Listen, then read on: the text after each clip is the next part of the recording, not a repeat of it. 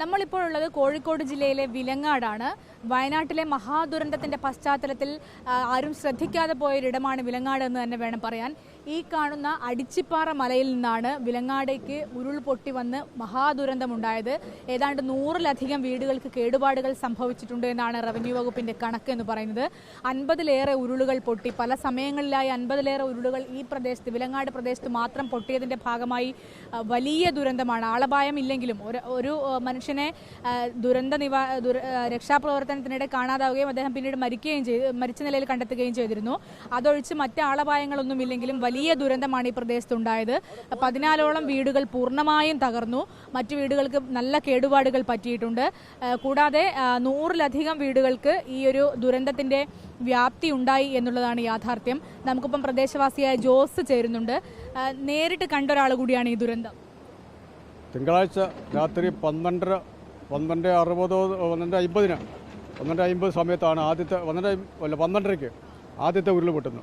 ആദ്യത്തെ ഉരുൾ പൊട്ടുന്ന വിവരം ഞങ്ങൾ അറിയുന്നു. അപ്പോൾ ഞങ്ങളത് അറിഞ്ഞുകൊണ്ട് ഞങ്ങൾ പ്രദേശ സമീപത്തിൽ അടുത്തുള്ള 4-5 ആളുകൾ ഓടിക്കൂടി ചേർന്നു. വീട്ടിലുള്ളവരെ മുഴുവൻ ഞങ്ങൾ ഒരു സുരക്ഷിത സ്ഥലത്തേക്ക് എത്തിച്ചു. അതിനുശേഷം ഈ ഉരുൾ പൊട്ടിയ സ്ഥലം സംബന്ധിച്ച് കാണുന്നതിന് വേണ്ടി ഇങ്ങോട്ടേക്ക് മാറി. അപ്പോൾ മറ്റ് തൊട്ടടുത്തുള്ള വീടുകളിലേക്കും വിവരം അറിയിക്കാം. അപ്പോൾ ഉറങ്ങിക്കിടക്കുന്നവരെ എണീപ്പിക്കുക എന്നുള്ള ഉദ്ദേശത്തിൽ അടുത്തുള്ള ഇവിടെ കാണുന്ന 2-3 വീടുകളിൽ ഞങ്ങൾ പോയി ആളുകളെല്ലാം വിളിച്ചെണീപ്പിച്ചു. അവരോട് മാറാൻ ആവശ്യപ്പെട്ടു. ഇതിൻ്റെ മുകൾ ഭാഗത്തേക്കുള്ള കുറേ വീടുകളിലേക്ക് ഫോൺ ചെയ്ത് വിവരം അറിയിച്ചു. ഇതിൻ്റെ മുകളിൽ ഈ കാണുന്ന വീട്ടിലെ ആളെ ഞങ്ങൾ വിളിച്ചു വരുത്തി. ഇപ്പോൾ ഇവിടെ 14ഓളം വീടുകൾ ഉണ്ടായിരുന്നു എന്നല്ലേ പറയുന്നത്? അപ്പോൾ ആ വീട്ടുകാരൊക്കെ നിങ്ങൾ നേരത്തെ തന്നെ മാറ്റിയിരുന്നു? ഈ ഉരുൾപൊട്ടതിന് ശേഷം ഞങ്ങൾ കൊടുത്ത അലർട്ട്, ഫോണിലൂടെ ഞങ്ങൾ കൊടുത്ത നിർദ്ദേശത്തിൻ്റെ അടിസ്ഥാനത്തിൽ അവർ സുരക്ഷിതമായ സ്ഥലത്തേക്ക് മാറി. അങ്ങനെ മാറി വലിയ ദുരന്തം ഉണ്ടാവുമായിരുന്നു. ഈ 12 വീടുകളിൽ നിന്നായിട്ട് ഒരു 50-ൽ കൂടുതൽ ആളുകൾ മരണപ്പെടുമായിരുന്നു. അപ്പം അങ്ങനെയാണ് ഞങ്ങൾ ഇവരെ വിളിച്ചു. അവർ സുരക്ഷിത സ്ഥലം എന്ന് അവർക്ക് കണ്ട സ്ഥലത്തേക്ക് മാറി. അപ്പോൾ ആ വീടുകൾ പോയെങ്കിലും അവരാരും ഉരുൾപൊട്ടലിൽ വീടുകൾ വീട്ടിൽ നിന്ന് ആരും പോയില്ല. അവരുടെ വളർത്തുമൃഗങ്ങളും മറ്റു കാര്യങ്ങളൊക്കെയാണ് പോയിരിക്കുന്നത്. പക്ഷേ ഞങ്ങളെ സംബന്ധിച്ച് ഞങ്ങൾ രക്ഷാപ്രവർത്തനത്തിൽ ഏർപ്പെട്ട ഞങ്ങളുടെ ഒരു സഹപ്രവർത്തകൻ ഞങ്ങൾക്ക് പോയി. മാത്യു മാഷ്. അതാണ്. കൃഷിഭൂമിയൊക്കെ ഒരുപാട് നഷ്ടപ്പെട്ടിട്ടുണ്ട്. കൃഷിഭൂമി കോടിക്കണക്കിന് രൂപയുടെ കൃഷിനാശം ഉണ്ടായിട്ടുണ്ട്. അതാണ് സ്ഥിതിയുള്ളത്. ഇവിടെ നമുക്കൊരു വീടിന്റെ കണക്കെടുത്താൽ 100-ലേറെ വീടുകൾ പോയെന്നല്ല, അതിൽ കേടുപാടുകൾ പറ്റിയിട്ടുണ്ടോ? 100-ലേറെ വീടുകൾ അത് കൃത്യമായ നമ്പർ പറയാൻ 100-ലേറെ വീടുകൾ കേടുപാടുകൾ സംഭവിച്ചിട്ടുണ്ട്. പൂർണ്ണമായി നശിച്ചത് ഞങ്ങൾ ഇപ്പോൾ പെട്ടെന്ന് പ്രാഥമികമായി കിട്ടിയിരിക്കുന്ന 15 വീടുകൾ 15-16 വീടുകളുടെ പൂർണ്ണമായ ലിസ്റ്റ് കിട്ടിയിട്ടുണ്ട്. ഞങ്ങൾ അറിവിൽ വന്നിട്ടുണ്ട്. പിന്നെ ഭാഗികമായി 25%, 30%, 50% വരെ തകർന്ന വീടുകളൊക്കെ ഉള്ള വീടുകളുണ്ട്. ഇവിടെ ഇടയ്ക്കിടയ്ക്ക് ഉരുള് പൊട്ടുന്നുണ്ട് വിലങ്ങാട് പ്രത്യേകിച്ച്. ഇടയ്ക്കിടയ്ക്ക് എന്ന് പറയുന്നത് കഴിഞ്ഞ 2019 ഒരു ഉരുൾപൊട്ടലുണ്ടായി 4 ആൾ മരണപ്പെട്ടു. പക്ഷെ അതിന് മുമ്പ് പ്രധാനമായ ഉരുൾപൊട്ടലിൻ്റെ ഭീഷണി 1988 ഒരെണ്ണം ഉണ്ടായി. അത് വലിയ പാനത്താണ്. ആൾനാശമൊന്നും ഉണ്ടായില്ല, കുറച്ച് കൃഷിനാശം ഉണ്ടായുള്ളൂ. പിന്നെ അതിനു മുമ്പുണ്ടായ ഉരുൾപൊട്ടലുകൾ 70, 65, 68, 70 കാലഘട്ടങ്ങളിലാണ് ഉരുൾപൊട്ടലുണ്ടായത്. അതിന് ഇടയ്ക്ക് പിന്നെ ഉണ്ടായിട്ടില്ലായിരുന്നു. അതാണ് ഉള്ളത്. നമുക്കിപ്പം വാർഡ് മെമ്പർ സെൽമ കൂടി ചേരുന്നുണ്ട്. കൃത്യമായി നമ്മളൊരു കണക്കെടുത്തോ മെമ്പറെ? അതായത് എത്ര വീടുകൾ പൂർണ്ണമായി നശിച്ചിട്ടുണ്ട് ഇവിടുന്ന്? 13ഓളം വീടുകൾ പൂർണ്ണമായെന്ന് നമുക്ക് പറയാം. ബാക്കി വീടുകൾ എന്ന് പറയുന്നത് വീടിൻ്റെ താഴോട്ട് മറിഞ്ഞ് വീണിട്ടില്ലെന്നേ ഉള്ളൂ. അങ്ങനെ ഒരു വീടുകളുണ്ട്. അപ്പോൾ അങ്ങനെ പൂർണ്ണമായി പോയ വീടുകളുടെ കൂടെ തന്നെ നമ്മൾ എണ്ണം കൂട്ടുകയാണെങ്കിൽ ഒരു 18ഓളം വീടുകളുണ്ട് നമുക്ക് അങ്ങനെ. അതുപോലെ തന്നെ തീരെ താമസയോഗ്യമല്ലാണ്ട് ഈ ഉരുൾപൊട്ടൽ നടന്ന മേഖലയ്ക്കുള്ളിൽ താമസിക്കുന്ന വീടുകൾ നമുക്കൊരു 44 എണ്ണം ഇപ്പോൾ തന്നെ ഉണ്ട് കണക്ക്. അതുപോലെ തന്നെ നമുക്ക് ഈ മഞ്ഞച്ചെളി ഭാഗത്ത് മാത്രമല്ല ഉരുൾപൊട്ടൽ നടന്നത്, നമ്മുടെ വെലങ്ങാട് ഏരിയയിലെ മുഴുവൻ ഭാഗങ്ങളിലും ഒരേ സമയത്ത് ഉരുൾപൊട്ടൽ നടന്നിട്ടുണ്ട്.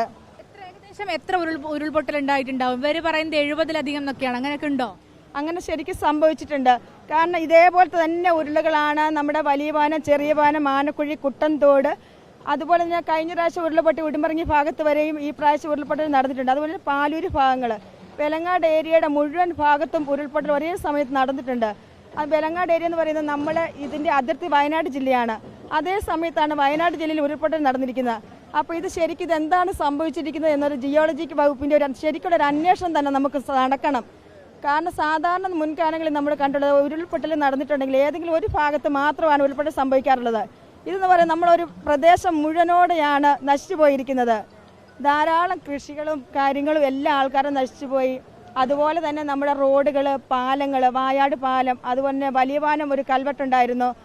അത് നശിച്ചുപോയി. ജില്ലാ പഞ്ചായത്ത് 35 ലക്ഷം രൂപ ഉപയോഗിച്ച് ഇപ്പം വർക്ക് തീർന്നത് ഈ കഴിഞ്ഞ വർഷം കഴിഞ്ഞ റോഡുകളാണ്. അത് പോയി. ചെറിയ പാന ആനക്കുഴി ഭാഗത്തൊക്കെ സർവ്വമാന റോഡുകൾ നശിച്ചുപോയി.